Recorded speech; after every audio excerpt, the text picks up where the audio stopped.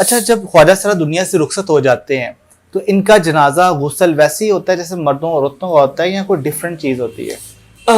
دیکھیے جس طرح ایک سٹارٹ بیسک مرد ہوتا ہے نا، جس طرح وقت کے ساتھ ساتھ اسے پتہ چلتا ہے کہ میں ایسا نہیں ایسا، اللہ معاف کرے میرے تو سننے میں ایسی کچھ باتیں آئی تھیں جو کہ میں شاید بہت اوپن نہیں کر سکتی کہ شاید وہ کرنے والی بھی نہ ہو.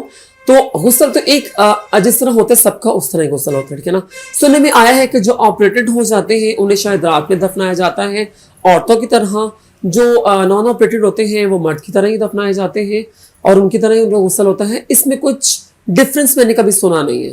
اچھا، یہ جو جنازہ ہوتا ہے جیسے گھر والے نکال دیتے ہیں تو گھر والے بھی شرکت کرتے ہیں کہ گرو پڑھا کے تو خود ہی اپنے پاس دفنا دیتا ہے؟ نہیں، مطلب ڈیتھ کی اس کے بعد بتایا جاتا ہے نا اس کی فیملی کو کہ آپ بتائے ہیں کہ آپ کا بچہ ہے جو بھی ہے وہ انتقال کر گیا ہے، تو کچھ فیملی ایکسیپٹ کر بھی لیتی ہیں، کہیں نہیں ایکسیپٹ کرتی.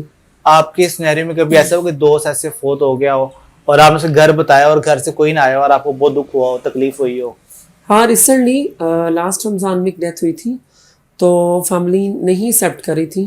تو پھر وہ ہماری فرینڈ تھی، وہ اسلام آباد میں تھی، تو وہاں اس کو لاہور میں تھے نا، تو اس کو لاہور میں بلا کے پھر بہت مشکل سے اس کی فیملی سے ریکویسٹ کر کے پھر اللہ معاف کرے نیکی کر کے بتانا نہیں چاہیے، تو پھر ہم نے خود مل کر اس کا جو ہے کفن دفن جو ہم نے کیا.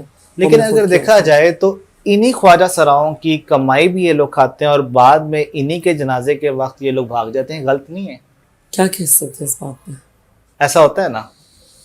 ایسا بہت ہوتا ہے. میں تو ان پیرنٹس سے بھی یہی کہوں گی کہ اگر آپ لوگ کے ہاں اس طرح کا بچہ پیدا ہو گیا نا تو آپ کو یہ لگتا ہے کہ شاید معاشرے میں آپ کی انسلٹ ہے، لیکن جب آپ اس کی پیمنٹ کھاتے ہیں، جب آپ کو کما کے دیتا ہے، تب آپ کو اس چیز کا احساس نہیں ہوتا.